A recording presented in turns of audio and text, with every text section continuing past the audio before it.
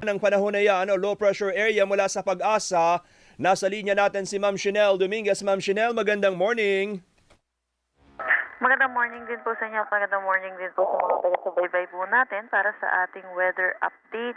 So meron tayong binabantayan po nating low pressure area ay huling namataan sa line 755 kilometers east ng Davao City. Sa ngayon po, mataas na po yung chance nito na maging isang ganap na bagyo within the next 24 hours at pag naging isang ganap na bagyo, agad din po tayong magtataas ng tropical cyclone wind signal sa ilang bahagi po ng Mindanao at Kabisayaan. So yes po, tama po kayo. Ito po yung unang bagyo po natin sa taong 2026 at papangalanan po natin itong ADA.